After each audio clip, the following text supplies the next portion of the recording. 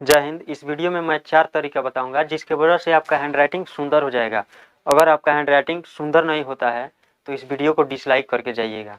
पहले यहाँ पर थोड़ा कुछ कॉमन बातें जान लीजिए, जैसे कि अगर आपका हैंडराइटिंग ख़राब है, सुंदर नहीं बन रहा है, तो उस पर अगर एग्ज़ाम में आप पेपर लिखते हैं तो क्या असर पड़ता है, और वहीं पर अगर आप एग्ज़ाम भी नहीं देते हैं, ऐसे ही कोई काम करते हैं तो वहाँ पर रजिस्टर पर फाइल करते हैं, रजिस्टर्ड मेंटेनेंस करते हैं तो वहाँ पर क्या असर पड़ता है। आप लिखते हैं और वहीं लिखा हुआ पेपर दूसरे के सामने जाता है तो वहाँ थोड़ा अच्छा ढंग से लिखा हुआ नहीं मिलता है और पढ़ने में थोड़ा दिक्कत होता है, तो बोलते हैं कि ये कैसे लिखा हुआ है, किस तरह से भांग दिया है। और वहीं पर थोड़ा अच्छा हैंडराइटिंग रहता है तो आसानी से पढ़ लिया जाता है। और एग्ज़ाम में अगर आप लिखे रहते हैं तो जो कॉपी चेक करने वाले टीचर जाते हैं तो हैंडराइटिंग अच्छा रहता है तो वहाँ पर आपको अगर 5 नंबर का प्रश्न है तो 5 में 5 नंबर मिल जाता है, अगर अच्छा आप बनाए हैं तब। थोड़ा देखिए, यहाँ पर शर्मा जी जाते हैं, गिरी जी जाते हैं, चौधरी जी जाते हैं, ऐसे ऐसे थोड़े ओल्ड हुए टीचर भी जाते हैं लोग कॉपी चेक करने के लिए। तो कॉपी को चेक करते हैं तो वहाँ पर अगर राइटिंग थोड़ा ख़राब मिलता है तो उन्हें तो उतना अब दिखाई नहीं देता होता है, चश्मा लगा लेते हैं और चेक करते हैं, देखते हैं हैंडराइटिंग ठीक है तो मार देते हैं सही सही ठीक है, नंबर अच्छा दे देते हैं। और थोड़ा हैंडराइटिंग पढ़ा नहीं जा रहा हो, वैसा हैंडराइटिंग जो पढ़ने में उनको दिक्कत हो रहा है, तो थोड़ा गुस्सा में आकर वो 5 नंबर का है तो वहाँ पर 4 नंबर कर देंगे, 3 नंबर कर देंगे। यही हैंडराइटिंग का असर पड़ता है। कोई कॉपी चेक करने वाले टीचर ऐसे होते हैं जो देखते हैं अच्छा हैंडराइटिंग है तो थोड़ा बहुत गलत भी रहता है उसमें, तो उसे सही करके अगर 5 नंबर का है तो 3 नंबर, 4 नंबर, 2 नंबर भी दे देते हैं, क्योंकि आपका हैंडराइटिंग अच्छा रहता है। पेपर पलटते जाते हैं और सारा हैंडराइटिंग अच्छा मिलता है और वहीं पर कुछ नंबर मिल जाता है। इसमें सबसे पहला नियम है, अपने लेटर को साफ सुथरा और सीधा लिखना है। तो आप जिस भी शब्द को लिखते हैं उसमें जो लेटर है, एक एक लेटर, उसको साफ सुथरा लिखना है और सीधा लिखना है, जिसकी वजह से आपका हैंडराइटिंग अच्छा होगा। जैसे कि यहाँ पर आसान भाषा में समझिए, जैसे यहाँ पर आप क लिखते हैं तो इसमें आप एक लकीर खींचते हैं नीचे की तरफ, आप जैसे भी लिखें, लेकिन यहाँ पर आप लकीर खींचते हैं तो उसको थोड़ा सीधा खींचिए और इसको यहाँ पर इस तरह से घुमा रहे हैं तो उसको थोड़ा फ्रेश साफ सुथरा घुमाना है। उसी प्रकार से एक एक शब्द को साफ लिखना है, जिसकी वजह से आपका हैंडराइटिंग पहले ही दिन से अच्छा होने लगेगा। जैसे कि यहाँ पर देखिए, इस वीडियो में 4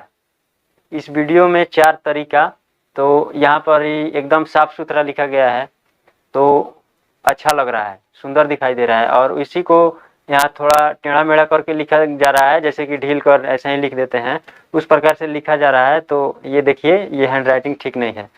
तो इसीलिए आपको एक एक लेटर को साफ सुथरा लिखना है और थोड़ा जिस भी पोजीशन में हो टेढ़ा हो, लेकिन उसको सीधा लिखना है इस प्रकार से।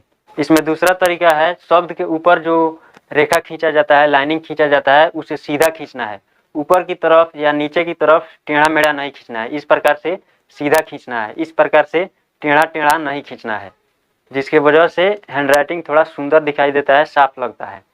और जैसे आप लाइनिंग वाला कॉपी पर लिखते हैं, लाइनिंग वाला कॉपी पर उस पर तो सीधा ऐसे ही लाइनिंग दिया रहता है, तो किसी भी शब्द को आप लिखें तो उसी लाइनिंग के हिसाब से सीधा रेखा खींचे शब्द के ऊपर, जिसकी वजह से अनुभव हो जाएगा, हैबिट हो जाएगा। और उसके बाद अगर आप मैथ वाला, गणित वाला कॉपी पर भी लिखेंगे इस प्रकार के कॉपी पर, तो वो भी सीधा होने लगेगा, यहाँ के अनुभव के हिसाब से यहाँ भी सही होने लगेगा। इसमें आपको पेन किस प्रकार से पकड़ना है और लिखना किस प्रकार से है, ये सब बाद में बता रहा हूँ वीडियो के लास्ट में।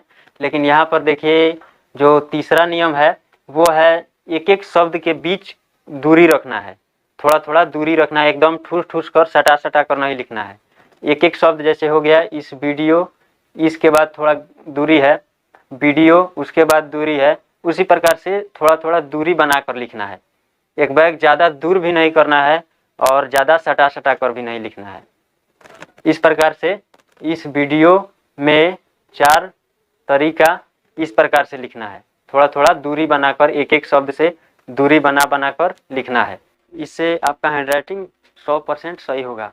और इसमें थोड़ा ध्यान देना है ये कि आपको जो लेटर को लिख रहे हैं तो उसको कभी दाहिना की ओर और कभी बाएं की ओर टेढ़ा कर देते हैं, तो उसको एक ही तरफ या फिर दायां या फिर बायां, इस प्रकार से अगर आप टेढ़ा पहले से करते हैं तो हल्का टेढ़ा करिए, ज़्यादा टेढ़ा नहीं करना है और एक ही साइड में करिए, अधिकतर अगर इस प्रकार से लिख रहे हैं तो इधर की तरफ खींचकर हल्का लिख सकते हैं। अब नया तरीका से उतना सीखने की ज़रूरत नहीं है, क्योंकि आप लोग बच्चे नहीं हैं कि अब शुरू से प्रैक्टिस करेंगे कि हम इस तरह से लिखेंगे और इस तरह से ये करेंगे वो करेंगे। तो जैसे लिखते हैं उसी में इन तीनों नियम को लागू करिए। और लास्ट वाला जो चौथा नियम है कि जो आपका रूल है, जो आपका आदत है, वह वहीं रहेगा। जैसे कि रूल में, आदत में आपको हो जाएगा, पेन जैसे ही आप पकड़ते हैं वैसे ही पकड़िए। अब पेन को पकड़िएगा कि इस तरह से पकड़ेंगे, इस तरह से पकड़ेंगे, इस तरह से पकड़ेंगे, तो आपका हैंडराइटिंग जो पहले था वो भी गड़बड़ हो जाएगा। पेन जैसे आप पकड़ते हैं वैसे ही पकड़िए। और आपको इन तीनों नियम को जो मैंने बताया है उसका यूज करिए। और पेन जो है, आपका हैंडराइटिंग अगर ख़राब है तो एक ही पेन का यूज करिए। किसी भी कंपनी का कोई भी पेन हो, हमेशा उसी एक ही पेन का यूज करिए। जैसे कि यहाँ पर आप पहले बार अगर किसी बाइक को, अपने बाइक को ही चलाते हैं, अगर उसमें ब्रेक व्रेक नहीं है या फिर ब्रेक है, न्यू गाड़ी है, खूब अच्छे से चलाते हैं, और वहीं पर दूसरा बाइक मिल जाएगा, जैसे कि आप स्प्लेंडर चलाते हैं तो यहाँ पर आपको अपाची मिल जाएगा, तो थोड़ा दिक्कत होगा, लगेगा कि ये कैसे चल रहा है। उसी प्रकार से आपको एक ही पेन का यूज करना है जब तक आपका हैंडराइटिंग सुधर नहीं जाता है। और उसी में थोड़ा बहुत रिवाइज करना है। रिवाइज में जैसे कि अगर आप पढ़ते हैं तो पढ़ते वक्त लिखते उखते हैं, कभी कोचिंग में जाते हैं या फिर घर पे लिखते हैं या फिर कहीं काम भी करते हैं, लिखते हैं, तो थोड़ा इस तीनों नियम को आप फॉलो करिए। उसके बाद आपका हैंडराइटिंग सही हो जाएगा। आई होप आप लोग समझ चुके होंगे। मिलते हैं अगले वीडियो में, तब तक के लिए जय।